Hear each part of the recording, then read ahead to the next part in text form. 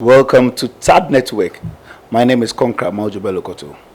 You can follow TAD Network on Facebook, Instagram, YouTube, and X. TAD Network, TAD Network, NETWRK. You can follow me as well on TikTok, Facebook, and Instagram and X. Maujo Belokoto Jr. We have a special guest in the house. She is in the person of Madame Aseye Kpodo, Canada chapter women organizer of the NDC. Madam, you are welcome. Thank you very much. I love your colors. Thank you for having me. I love your colors. Thank you. Wow. That's the way to go now. It's the way to go. All right. She says it's the way to go.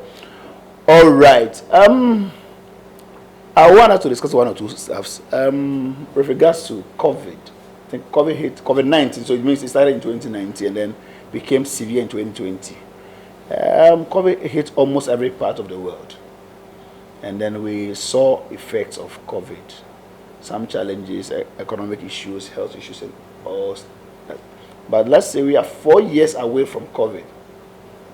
And in Ghana, we have still not recovered.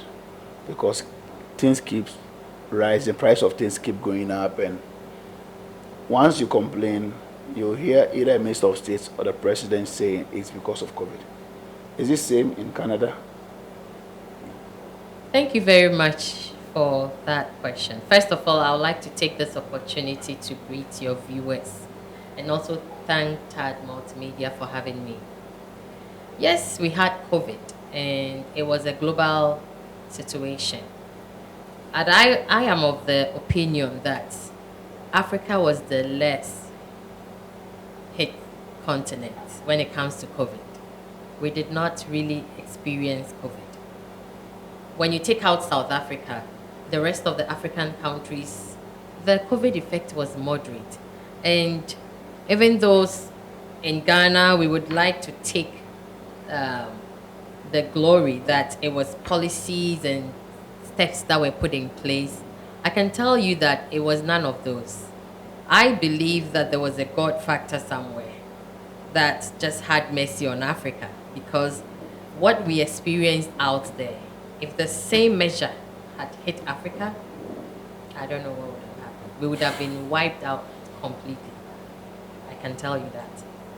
Because in the Western world, you can go to a nursing home and 40 to 50% people will just die. People you know a month after, they all die. People died out of COVID. But in Africa, it was just, we had cases, we had situations here and there. But I don't think we really experienced the strong effects of COVID. No, we didn't. And I think a lot of it too can be attributed to the things that we were consuming. We were taking in a lot of all kinds of concoctions. Even those of us out there were doing same. We would send for things from home, name tree, just name it, and mix things, because the COVID disease did not really have a cure. So it all depended on your immune system. All right. So if that is the case, why are the price of things here keep escalating? What could be the problem? So I wouldn't say price hikes are isolated to Ghana. However, the free fall and flowing, I don't even know what word to use there, of prices, where in this short time that I've been here, where you buy something at 9 a.m., by 11 a.m., the price has changed. That can grossly be attributed to indiscipline and lack of direction as a country. Because we are not the only country in West Africa. You have to remember that. We are not an island. We have Togo, we have Benin, we have Burkina Faso, we have Ivory Coast. It's not the same over there. You mean it's not the same? No, it's not. Post-COVID, globally, a lot of things have changed. Prices of things have gone up. We get that. But this thing that happens where you buy a bag of rice at 250 in the morning and by afternoon it's almost 300. I think that is only Ghana. So, what can we do? The best thing to do is to vote this government out I- because they are not ready to take responsibility. You mean they are not taking responsibility No, at they all? are not. It's either COVID or Ukraine and Russian war. And I'm sure anything else that happens after that would get the blame. Other countries where things are working, it's not because they did not have COVID, but somebody is taking responsibility. You mean our president, our vice president, ministers of state, the CEOs, you mean they are not taking responsibility? Is that what you are saying? Well, I don't know if they are, because all I hear is blame. So I have never heard anybody come and say, oh, it's because we mismanaged the economy, it's because we took too many loans. Well, maybe I've missed that. If there has been a situation like that, you tell me, because I haven't heard anything. All I hear is COVID, and truly, even COVID time, I'm sure we benefited financially. Oh, sure. So how can that be a negative thing? It can't. If you benefited financially, you cannot call that negative. You understand? Well, we have a current situation at hand. Galamsey everywhere. Our water bodies, our lands, everywhere. And for some time now, it has become unbecoming. And looks like nothing is happening.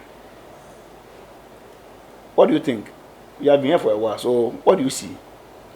Well, what I see is very frightening, if you want me to describe it. So sometimes I feel like when you're outside the country, you see things from a perspective that people who are inside don't see. What I see is that if God does not have mercy on us, from the next 3 to 5 years, we're going to have a lot of people getting sick and dying. That is the reality. Why am I saying this? You see, there's a water issue. River bodies are not swimming pools. They are not stagnant, so they flow. So something that is happening in one side of the country would not stay there. It would flow. And so you don't know where it will end. So if you think it's not your business, it would be your business. Secondly, the soil which we plant, because some people are even scared now to eat fish. And it's good because they don't trust the water bodies. But the soil that you're getting your vegetables from, the soil has been polluted. So if you tell yourself I'm eating veggies, where is that vegetable coming from? What water are they using to water the veggies that you're eating? The third thing is, Ghanaian as a people, we don't really do checkups and things. I mean, relatively, we are always healthy and take those things for granted. And so by the time somebody says, or somebody begins to notice kidney issues, it's most likely that one is already damaged. So it is the second one that is affected and giving you signals. So when you go to check, the one is already condemned, because a person can live on a healthy kidney, one of them for life. And that is why we are having a lot of 36, 35, 30 unexplainable deaths. That is a health. And so that is scary. So this Galamsey thing is not a small thing. It's very deep. We will begin to see deformed babies being born. You will see babies being born with one eye shifted from here to here, all because of the chemicals, the heavy metals. Aseye, the mercury and all. Heavy metals that are in the water. You're going to have more things like 6 fingers, maybe one short arm, one long. We are going to have a lot of, if God does not have mercy on us. So the Galamsey thing that we are playing with. Aspect of the whole thing. How does it affect us economically? How won't it affect you economically when you have one? So let's start from the vital and the strong people who are going to be falling sick. That's the working population. Okay. And now you have to find money to resource hospitals to take care of these people. And that is a lot of money going into cancer treatment and all those kind of things, which otherwise would not be like that. Same thing if you are having deformed kids. That is a lot of money going to go into disability, which is caused by us. It is not natural. It is caused by us. Man-made, you mean? Man-made disability. It is not okay. Does it affect some workers as well? The works of others? It's going to... Look, it is not isolated.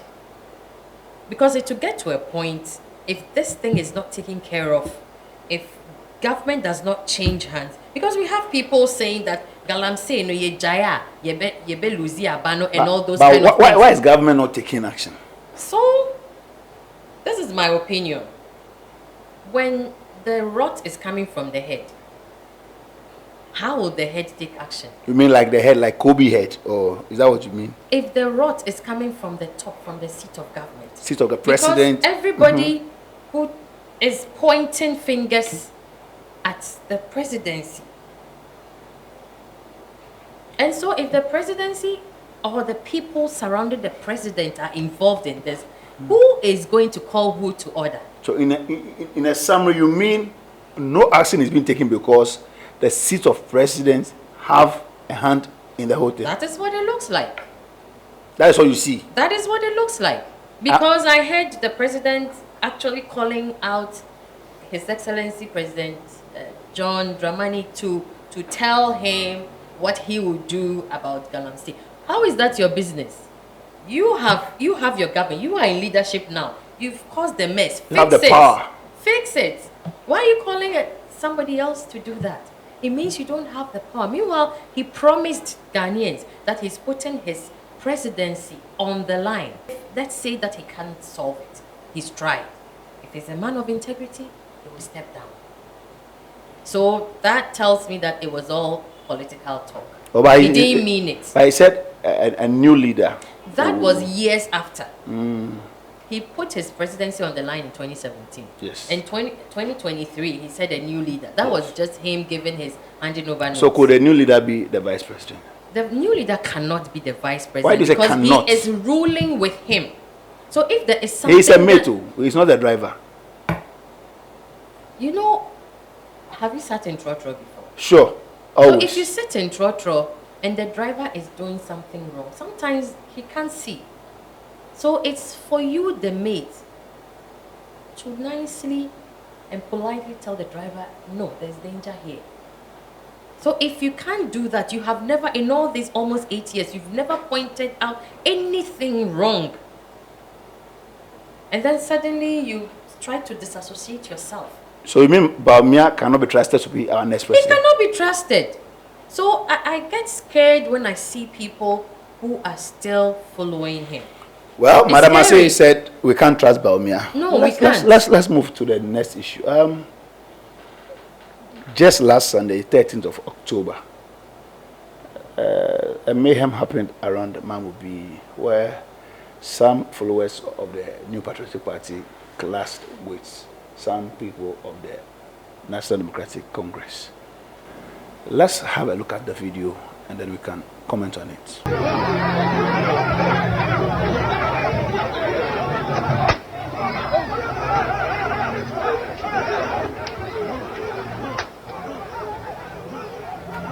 All right, so like you saw in the video, MPP tax clashing with the NDs. Does it look scary? It does. It does. I always say that we have just one nation. And over the years, we've seen Ghana play host to refugees. And one thing we don't want to see is us also being refugees in another man's country. So nobody really wants to see that. But it looks like MPP doesn't get it. Same things happened in 2020 when we lost people. And NDC, we always think about nation first. And sometimes it's taken to mean weakness. But no, it's because we know that we have only one nation and we need to protect it. And so it is taken as weakness on our part. But this message is going to the NPP that the way we sat back and had them maim and kill our members in 2020 is not going to happen. So this thing that happened, it was just a war. I don't know how come that both parties were having a war on the same day. But regardless, you're having a war. We meet at a point. Continue your war. You can, it's okay, we all want people, you can tease each other and just move on. But how can you have a gun on a Sunday morning walk? What business do you have holding a gun? It means that there is something that is in the head of MPP because they've done it before. They think it will happen again. It won't. Because NDC is not going to sit down and watch. What are you going to do? But when it gets there, it's not going to happen again. But we don't want to see that. We want to see peace. But it is the impunity which has gone into the heads of some MPP. It's not all of them who want that, but some of them, because they think that no matter what you do, you'll be cleared. Clearing agents. You'll be cleared. No action party. No action against their own people. Nobody has that integrity to be able to call a spade and call out people like President Mahama did. He was able to jail his own ministers. Well, what do you think can be done to ensure peace before, during, and after election 2024? Yeah, appealing to the security forces that they should not allow themselves to be used. Because government go, government come. She said, we are appealing to the security services. Don't allow yourselves to be used because government goes, government exactly comes. That is Madam Aseye Kpodo, Canada chapter, women organizer of the NEC. Thank you so much for having you here. In a summary, in 1 minute, what's her final words to NDC, to Ghanaians, and to everybody? Thank you very much, Conca. So my final words to all Ghanaians is that this election, December 7th, it's like the second independence of Ghana. So let's take it seriously.